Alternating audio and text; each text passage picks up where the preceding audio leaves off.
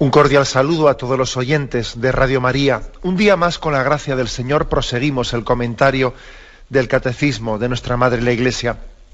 Estamos dedicando unos cuantos programas al tema del divorcio, en la parte ya final del sexto mandamiento. El tema del divorcio como una de las ofensas a la dignidad del matrimonio, de las que nos habla el Catecismo. Y en concreto habíamos quedado en el punto 2385, que hoy queremos continuar. Es un punto que habla de que, además de haber explicado en puntos anteriores los motivos por los que la fe cristiana afirma la inmoralidad del divorcio, porque es contraria a la ley natural, porque es contraria también a la alianza que Dios hizo con nosotros, alianza de fidelidad. También ahora, en este punto, se prodiga en mostrar también qué desórdenes se suelen derivar del divorcio, ¿no? Desórdenes que causan graves daños, que todavía pues explican más, ¿no?, con más detalle por qué el divorcio es inmoral, ¿no? Hay muchas personas a las que les cuesta más entender las razones teológicas o las razones de ética natural del divorcio y, sin embargo, viendo las consecuencias negativas del divorcio, entienden mejor que tiene que ser inmoral lo que da frutos tan malos, ¿eh? De un árbol bueno no vienen frutos malos, ¿no?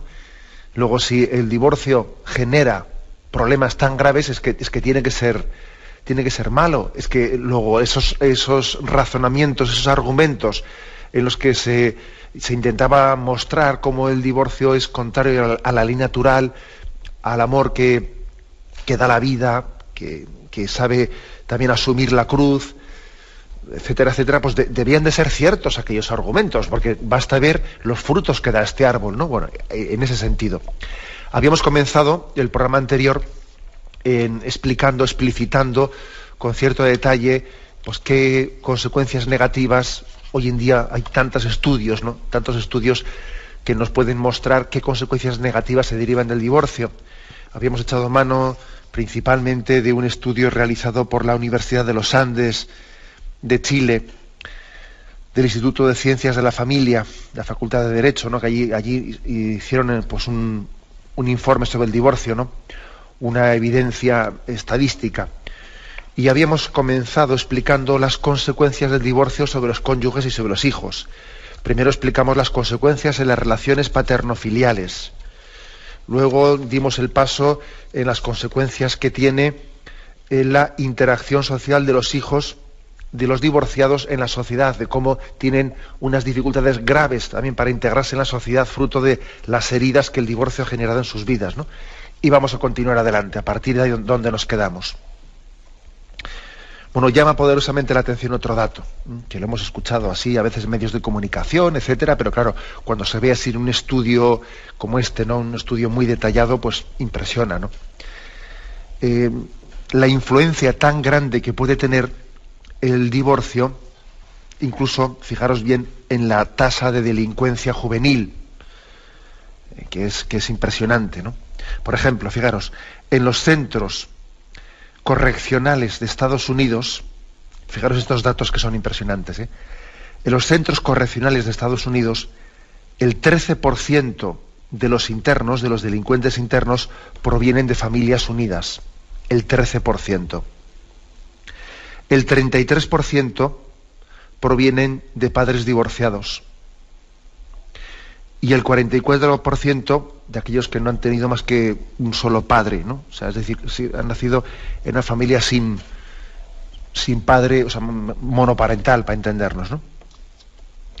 Son datos contundentes. El 13%, ¿no?, en el momento en que se hace este informe, de los jóvenes internados en correccionales son hijos de familias unidas, lo cual no quiere decir, como este dato también, ese 13% existe, ¿no? Es decir, que nadie estamos librados de que pues nuestros hijos, igual a pesar de que hayan sido educados en un ambiente estable, etcétera, pues surjan problemas, pero es que proporcionalmente también existe una lección aquí. Estos datos son una lección. El 13% son de familias unidas, el 33% de familias divorciadas y el 44% han nacido pues de una madre soltera, ¿no? Incluso fijaros en este estudio, digamos que las policías estadounidenses han llegado, como también ha demostrado la Universidad de Chicago, han llegado a poder prever, a poder predecir perfectamente el índice de delincuencia que va a haber en un barrio determinado, conociendo el índice de divorcios que existe o de divorciados que existe en ese barrio. Es un estudio perfectamente realizado, ¿no? En 171 ciudades de Estados Unidos, con una población superior a 100.000 habitantes. Es perfectamente predecible para la policía qué grado de delincuencia va a haber en un lugar si se les facilita los datos de tanto por ciento de divorciados que existen en ese lugar. Incluso la policía estadounidense llega a destinar más o menos efectivos conforme a esas estadísticas, porque es perfectamente previsible, ¿no? Bueno, como os podéis imaginar, esto también está remarcando qué gran responsabilidad moral, ¿no?, adquirimos hacia los hijos, ¿no? Cuando de nuestras actitudes y de las decisiones que tomemos en nuestra vida, pues vamos inevitablemente a hacerlas, a cargarlas sobre los hombros de los más inocentes. Por supuesto que las tasas de alcoholismo y de drogadicción pues son muy determinantes. El abuso de drogas y de alcohol es un recurso mucho más utilizado por hijos de familias que han vivido la ruptura desde su inicio, ¿no? Se ha determinado que la edad de los hijos... perdón, que aquí me he liado con dos cosas. Paso al siguiente punto para no mezclarlo. El siguiente punto es el siguiente. Precocidad, o sea, ¿qué relación tiene el divorcio con la precocidad sexual? Bueno, pues también es otro punto muy importante. Es decir, el hecho de no vivir con padres establemente en el seno de una familia explica la iniciación sexual mucho más temprana de los jóvenes, con una muy superior frecuencia en la actividad sexual. El comportamiento sexual de los hijos suele cambiar hacia una mayor promiscuidad, una mayor permisividad, incluso con una mayor tendencia a tener descendencia fuera del matrimonio, ¿no?, o un mayor acceso también al aborto. En Gran Bretaña se tienen estudios muy, muy detallados para poder afirmar que los hijos de padres divorciados tienen hasta tres veces más hijos fuera del matrimonio. Y las explicaciones que se pueden ofrecer para dar a entender esto pues no son muy difíciles de imaginar, ¿no? Bueno, para empezar, que la madre divorciada pues tiene que estar mucho más ausente de la familia, pues tiene que hacer un rol en el que también sostenga económicamente, esté mucho más tiempo fuera, y este menor control, unido a la mayor permisividad de los padres, bueno, pues entonces genera un tipo de educación en la que pues es mucho más fácil pues que el joven comience un tipo de vivencia de la sexualidad desordenada. Y además pasa lo siguiente, pasa que no se trata únicamente de un menor control hacia los hijos, es que claro, también los padres divorciados, ellos muchas veces pierden autoridad moral para pedirle a un hijo que viva castamente.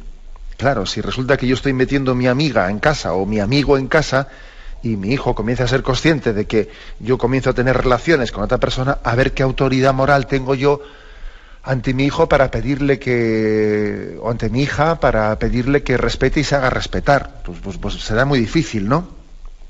Será muy difícil. Es decir, el padre divorciado pierde autoridad moral para pedirle a su hijo que viva en castidad. Bueno, pues este es otro punto determinante, ¿no? Otro más que también se estudia en este estudio, el tema del maltrato infantil. El tema del maltrato infantil, que es un factor muy relevante, ¿no?, en cuanto al maltrato de menores, ya sea físico o psicológico, ¿no? La tasa, fijaros bien, la tasa de abuso sexual en niñas a manos de sus padrastros es al menos 6 o 7 veces mayor que a manos de sus padres biológicos.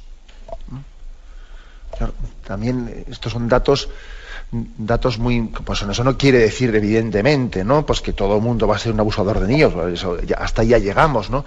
Este es un tema pues que gracias a Dios no va a ser mayoritario, pero tampoco podemos despreciar, ¿no?, un estudio como este, en el que la tasa de abuso sexual a cargo de los padrastros, pues es muy superior que la que se establece con los padres, ¿no? Otro tema que sí que es mucho más generalizado, porque el anterior, continuamos en esta edición del Catecismo de la Iglesia Católica en el punto 2385, donde habla de las consecuencias del divorcio sobre los cónyuges y sobre los hijos, que también demuestra, por sus efectos prácticos, demuestra la inmoralidad del divorcio. Bien, otro factor concreto que también es muy indicativo, el tema de la pobreza. El divorcio es generador de pobreza, y no me refiero únicamente a los países como Estados Unidos, donde pues, el hecho de que exista una sanidad que no es pública, o el hecho de que exista un sistema educativo privado, etcétera, eso todavía complica mucho las cosas, ¿no? El divorcio en Estados Unidos es un drama, porque claro, pues con mucha frecuencia, en cuanto que un matrimonio se divorcia, los niños tienen que dejar el colegio privado, ya no pueden tener un nivel de sanidad que tenían antes, porque todo se duplica, hay que mantener 2 casas, claro, es que el dinero no da para todo, ¿no? Es así, es evidente, pero en España, aunque el sistema de sanidad y de educación que tenemos ayuda mucho, ¿no?, a minorar esos efectos, sin embargo hay cosas que son evidentes, ¿no?, que la vivienda es lo más caro, muchas veces suele ser pues el destino principal en el que se consumen nuestros recursos económicos, y que eso es incuestionable, claro, que la vivienda. De hecho, recuerdo haber escuchado a un contratista que en aquel momento de boom, de burbuja inmobiliaria que tuvimos entre nosotros, pues claro, algunos hablaban de que estaba motivado en gran parte pues porque accedían a la compra de la vivienda, pues aquella generación pues que había sido el baby boom, que decían, ¿no?, pues cuando en España había habido un índice de natalidad alto, que accedía ahora a la compra de la vivienda, etcétera. Y me decía el contratista, bien, eso será verdad, pero además de eso también hay otro factor, ¿no?, que es el factor de que la cantidad el aumento exponencial de divorcios. El año 2006 resulta que en España hay 144.000 divorcios, que se dice pronto, en un año. Claro, pues todos esos tienen otra casa, otra casa. Pues claro, además uno dice, bueno, me iría a la casa de mi madre y de mi padre. Bueno, ya, pero si encima pienso echarme otra amiga, como os podéis imaginar, pues sería ya mucha cara, ¿no?, meter las amigas en casa de mi padre y mi madre. Entonces, a la otra casa, claro, 144.000 divorcios en un año buscando otra casa. Eso también es otra de los factores que ha explicado el boom inmobiliario, que luego llega el primer momento de crisis económica y no somos capaces de pagarlo, y viene y ocurre lo que ha ocurrido, ¿no? Pero fijaros, es que muy recientemente se hizo pública pues un estudio, se presentó en Madrid, tenía el título de Familia, Infancia y Privación Social, realizado entre Cáritas Española y la Fundación Foessa. Un estudio que ha venido pues a poner el dedo en la llaga también, ¿no?, y diciéndonos que en España 1.600.000 niños sufren una pobreza moderada. Es verdad que lo que entendemos por pobreza en España no es lo mismo que la pobreza en el tercer mundo, ¿no?, pero lo que viene a decir es que 1 de cada 4 menores de 18 años se sitúa bajo el umbral de la pobreza relativa. Entendido por pobreza moderada o pobreza relativa el hecho de que la renta de estas familias es inferior al 60% de la renta media de la sociedad. Que claro, es tener 60% menos que la renta media, pues ya es una pobreza pues bastante seria, ¿no? Y estos datos sitúan a España como uno de los países con una de las tasas de pobreza más elevada de la Unión Europea. Y además como el único país de la Unión Europea que presenta una tendencia al alza en los últimos 7 años, ¿no? Y entre las causas de esta situación, lógicamente el estudio pues hace un estudio bastante complejo, pero entre la causa, ese estudio de Cáritas y de la Fundación Foessa pone también el dedo en la llaga de que los cambios familiares, es decir, las rupturas familiares, pues son una de las causas principales que generan pobreza, ¿no? Las emergencias de los hogares monoparentales elevan considerablemente la probabilidad de tener, pues de no poder tener un nivel suficiente de ingresos para vivir dignamente. Esto en España, ¿no? En Estados Unidos todavía más, ¿no? Un 38% de los hogares de los divorciados con hijos viven bajo el umbral de la pobreza. Todavía peor, porque como digo, allí pues no existe un sistema tan público como el de nosotros, ¿no? O sea, es otra de las consecuencias también del divorcio, la pobreza. La pobreza que además es que, claro, por supuesto que es peor la pobreza moral que la pobreza material, pero es que muchas veces se dan la mano. Otro efecto más, otro efecto del cual se habla muy poco, ¿no? Pero que también da mucho que pensar, ¿no? Fijaros, el hecho de que el divorcio genere en gran parte dificultades serias en las relaciones de pareja de los hijos de los divorciados, ¿eh? El divorcio tiene efectos de largo plazo, ¿no? Tienen los hijos de los divorciados menor capacidad de relacionarse socialmente y con mucha frecuencia tienen mucha mayor probabilidad de que sus uniones también matrimoniales pues sean más frágiles, ¿no? En la literatura especializada se suele hablar de transmisión intergeneracional del divorcio. Sí, este término existe, ¿eh? Transmisión intergeneracional del divorcio. O sea, la posibilidad de que los hijos de los divorciados se vuelvan a divorciar es el doble que la de un hijo de un matrimonio intacto. Que le dice fácil esto, ¿eh? Qué duro es que yo a mi hijo le transmita pues esta especie de mal moral, ¿no? Que él tenga más facilidad de divorciarse porque yo también me divorcié. Fijaros qué estudios hay aquí. Si los Continuamos en esta edición del Catecismo con el punto 2385. ¿Qué consecuencias, ¿no?, traumáticas tiene el divorcio en nuestra sociedad? Un dato importante para reseñar. Tenemos hoy en día datos para poder decir que la legislación del divorcio crea el divorcio. O sea, uno puede decir, pero hombre, ¿eso cómo es eso, no? Si, oye, se divorcia el que quiere. Como el otro día me dijeron a mí en un debate, estuve en un debate sobre el tema del aborto en una televisión, y entonces me dice, pues alguien que estaba en el debate me dice, oiga, aquí no se le obliga a nadie a abortar, aborta el que quiere. Sí, y le dije yo, sí, ¿y al niño se le pide permiso? ¿O el niño se le impone el aborto? Bueno, pues cambiando el tema, pero aquí uno de los argumentos principales que se ha dicho es el siguiente. Vamos a ver, es que la legislación divorcista es necesaria porque es tutelar, dar un marco a una realidad, ¿no? O sea, no se puede, un Estado tiene que dar marco a una realidad. Entonces, bueno, pues en el año 1981, en vísperas de la introducción de la ley del divorcio en España, en el que entonces era ministro de Justicia en España, Francisco Fernández Ordóñez, pues él afirmó sin titubeos que había 500.000 parejas, 500.000 de parejas que estaban esperando la ley del divorcio como agua de mayo, dijo él esa famosa frase, como agua de mayo, para formalizar una ruptura que ya estaba producida en sus familias. Tenían que formalizarla, ¿no? Bueno, y cometió un pequeño error de cálculo, porque el número total de parejas que solicitó el divorcio en los 2 años siguientes a la aprobación de la ley, no llegó ni al 7% de sus pronósticos. Tú fíjate bien, o sea, que es que él hablaba de una supuesta necesidad y demanda social que luego no existía por ningún lado, ¿no?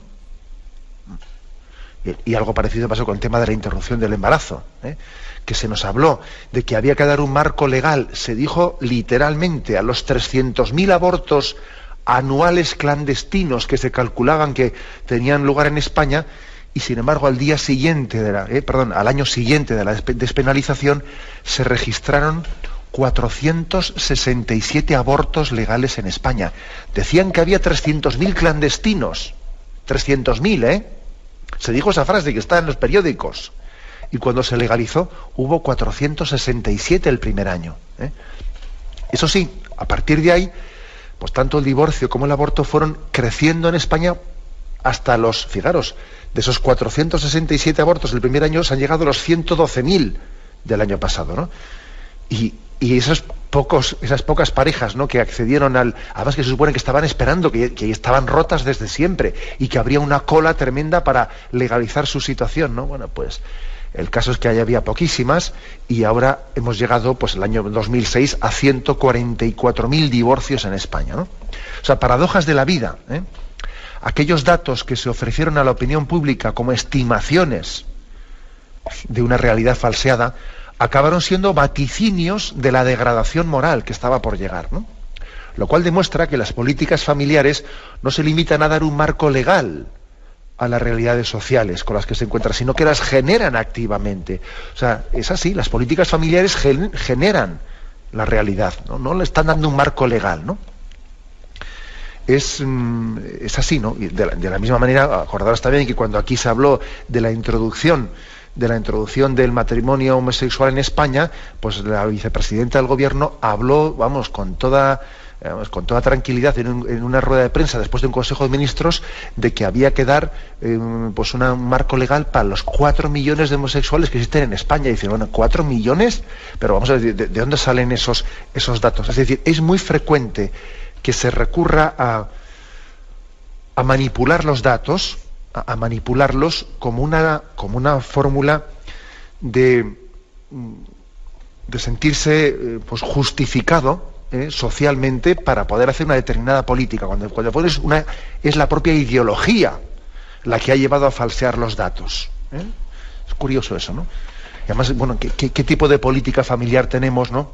Cuando por una parte se facilita el divorcio de manera que el matrimonio se devalúa en la práctica a mera condición de pareja de hecho, porque es así, o sea, es decir, con ese tipo de divorcio express que existe en España, pues el matrimonio en el fondo es una pareja de hecho, ¿eh? Y por otra parte se eleva a la categoría de matrimonio uniones como a las de una pareja homosexual que son una pareja de hecho. O sea, a la pareja de esa de hecho tú le elevas a matrimonio y al matrimonio le desciendes a la pareja de hecho, ¿no? Estamos ante una especie de política de la pisonadora, donde se iguala todo, pero por abajo, no por encima. Todo queda igualado, ¿no? Bueno, pues este es otro punto de reflexión, ¿eh? Es decir, las legislaciones crean la fragilidad del matrimonio, la provocan, le hacen más vulnerable, Esto es importantísimo. Podemos decir hoy que el divorcio es una losa, es una de las cosas que más hace sufrir, que más sufrimientos genera. Es decir, que se constata que el bienestar ha sido verdaderamente de las sociedades occidentales, que se supone que nunca hemos tenido tantos medios económicos pues para poder vivir bien, ¿verdad? Bueno, pues fíjate tú por dónde, que estamos en un momento en el que la abundancia económica que ha podido tener, ¿no?, pues el final del siglo XX y el comienzo del XXI se ha visto totalmente condicionada por los sufrimientos de la ruptura de la familia. Y además, digamos que ha surgido una cultura que es una especie de, pues terapia de la autoestima, ¿no? Que aquí lo importante es, vamos a ver si nos intentamos sentirnos a gusto con nosotros mismos, ¿no? Es el movimiento liberal que entiende la felicidad como sentirme a gusto conmigo mismo, ¿no? Terapia de autoestima. Y con estos nuevos valores, el divorcio pues deja de ser la salida a una situación insostenible, que eso siempre lo ha afirmado también la religión católica, hablando de que la separación pues puede ser la salida a una situación insostenible, pero claro, el divorcio es otra cosa, deja de ser la salida a una situación insostenible para convertirse en la respuesta inmediata a la insatisfacción. Me siento insatisfecho, no me siento a gusto conmigo mismo, ¿no? La idea de que deben hacerse todos los esfuerzos posibles por el bien de los hijos es sustituida por la contraria. Por el bien de los hijos es mejor divorciarse. Fíjate tú, ¿cómo se puede uno engañar a sí mismo diciendo eso? En los últimos 30 años, pues, en estos países occidentales donde se ha introducido el divorcio, se ha intentado explicar a los niños por qué se divorcian sus padres. Los niños tienen que entender que el amor es algo que viene y se va, y hay que explicárselo tú. Mira qué gracia. Es que mira, el amor de papá y mamá viene y se va, ¿no? Tú tienes que entenderlo, ¿no? Y muchos psicólogos y pedagogos han fomentado películas, literatura infantil, series televisivas, en las que se han invertido las viejas reglas, ¿no?, morales. Los padres ya no son los que imponen las normas, sino los que las rompen. Fíjate tú. O sea, un niño tiene que ver que sus padres son los que rompen las normas, ¿no? Los padres no son aquellos de quienes cabe esperar soluciones, sino problemas. Pues, claro, un niño dirá, ¿yo para qué tengo padres? ¿Para que me causen problemas? Y en este panorama, los adultos ya no son presentados como un punto de referencia y apoyo. ¿Con quién hablamos? Buenos días. Buenos días, lo escuchamos, adelante. Mire, quería decirle que todo lo que dice es verdadero, ¿no? Y yo, no sé, pues estoy, pues la verdad, muy nerviosa, porque es la única, porque entre psicólogos, en fin, lo que vengo a decir es que comparto lo que dice, porque los psicólogos te dan otro consejo, ¿no? Y ya llevo mucho recorrido. Y mi hija, pues, está recibiendo estos problemas, y es desde que empezó en el instituto. Bueno, soy separada, le digo, hace ya... Y lo que quiero decirle que es que alrededor de mi entorno, ¿no?, pues la verdad no tengo a nadie que me diga, pues llevas razón, por ejemplo, nada más que pues verdad, ¿no?, te apoyo, ¿no? Es decir, hasta mi propia hija pues no me cree, porque en el estado general ya se crea más que es más verdadero separarse que no separarse. Entonces lo que quiero decirle que mi única arma sí que tengo es rezar, pero yo ya me encuentro desesperada porque mi hija va cada día peor, es peor, y no sé qué hacer. Lo que quiero decir, hasta dónde puede llegar el rezar, porque veo que no, que es que mi hija va a peor, no va a mejor, y yo estoy nerviosa, intranquila, y no sé qué hacer ya y dónde acudir.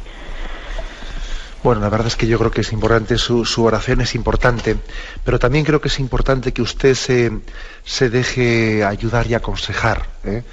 Por ejemplo, acudiendo, pues bueno, pues como siempre digo yo en este programa, ¿no?, a la diócesis, a la pastoral matrimonial, al centro de orientación familiar que tenga la diócesis, en el que exista una escuela de padres, etcétera, en la que a usted puedan darle algunos consejos de cómo sobrellevar eso, ¿no? Esa situación en la que pues, su hija puede tener una cierta rebeldía, justificarse un poco en lo ocurrido. Usted puede tener peligros, el peligro de intentar poseerla, de intentar desahogarse. Es decir, usted tiene una serie de riesgos, fruto también de la herida que ha sufrido, que le dificultan también la comunicación con su hija. Entonces yo creo que está muy bien que usted evidentemente se apoye en el Señor y que se refugie en la oración, pero mire, no exclusivamente. El Señor quiere que usted también salga de esa oración con la conciencia de que tiene que dejarse ayudar, ¿no? Entonces acuda usted, no lo dude, ¿eh? Acuda usted, pues yo le he puesto el ejemplo del centro de orientación familiar que tendrá la diócesis, llame al obispado, pregunte por el centro de orientación familiar, y allí ya le derivarán pues a alguna escuela de padres, que bien sea específicamente para padres separados, o aunque no sea específicamente para padres separados, tendrá algún consejo determinado. O sea, hay que invertir tiempo y esfuerzo, ¿no?, y medios cuando hemos tenido heridas como estas, ¿no?, de rupturas familiares, en ver cómo lo hago bien con mis hijos. A ver, dentro del drama que ha ocurrido, voy a invertir lo mejor de mi tiempo en ver ahora, partiendo de la realidad en la que estamos, cómo yo intento pues afrontar bien las cosas, ¿eh? Le encomendamos, ¿eh? Adelantamos, pasa una siguiente llamada. Buenos días. Hola, buenos días. Soy Ramón de Navarra. Adelante, Ramón. Y primero voy a decir que les he mandado unos donativos, para empezar. Bueno, ya le habrán llegado. Y segundo era, pues ya le he hablado otras veces de Fátima, del mensaje de Fátima, que el Papa Juan Pablo II, a saber que el mayor atentado lo tuvo un 13 de mayo. Y la bala la dejó allá en Fátima, y dijo, la Virgen de Fátima me ha salvado. Y era para decirle un mensaje de Fátima que, como ya le dije antes, pues el mensaje de Fátima, la gran parte estaba en oscuridad, no se ha dado a relucir al mundo. Y uno de los mensajes de Fátima que le dijo a Jacinta cuando estaba ya muy mal, en la cama ya muriéndose, que sufrió mucho y murió muy joven, pues le dijo sobre esto de la carne, del pecado del sexto mandamiento. Y le dijo lo siguiente: los hombres van al infierno más por los pecados de la carne que por otros pecados contra el sexto mandamiento. era para recordarle. De acuerdo, bueno, gracias por su llamada. La verdad es que no creo que sea justo decir que los mensajes de Fátima no sean públicos, ¿eh? Es decir, quien era el secreto de Fátima, Juan Pablo II lo hizo público tras el atentado, etcétera. Los mensajes de Fátima no permanecen en secreto, sino que todos ellos son públicos. Yo sí que por ahí he visto que hay, bueno, que a veces corre por internet alguna especie de mensajes que yo creo que pecan un poco de un cierto morbo de secretismo. O sea, no, la Iglesia no juega con estas cosas, ¿no? Si la Iglesia ha dicho que las revelaciones de Fátima las hizo públicas, pues las hizo públicas. Pero bien, es cierto que el pecado contra el sexto mandamiento, el pecado de la carne, nos puede cegar mucho. No sé si quizás es el pecado más grave, porque posiblemente, por ejemplo, sea más grave el pecado de la soberbia que el pecado de la impureza. Pero es verdad que el pecado de la impureza se caracteriza por ir creando una ceguera autojustificatoria, ¿no? Entonces, cuando uno entra por el pecado de la impureza, como no sea humilde para decir, Señor, soy débil, ayúdame, y como vaya autojustificándose, es fácil derivar, ¿no?, de la impureza en la soberbia. Por eso, aunque no sea el pecado más grave el de la impureza, sin embargo, ya lo decía también Santo Tomás de Aquino, que acaba conduciendo, ¿no?, pues a una cuesta abajo. Por eso tenemos que pedirle a María, ¿no?, sé tú mi pureza, sé tú mi alegría, y pedirle a ella que nos ayude, ¿no?, a vivir el don de la castidad.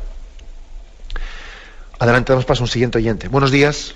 Buenos días, monseñor. Sí, le escuchamos. Soy María de Córdoba. Me ha impactado lo que está usted diciendo esta mañana referente a los divorcios que dijo Fernández Ordóñez, 300.000, y a los que en realidad luego es que esa cantidad que usted ha dicho no me he quedado con ella. Era para, si me puede decir, lo que realmente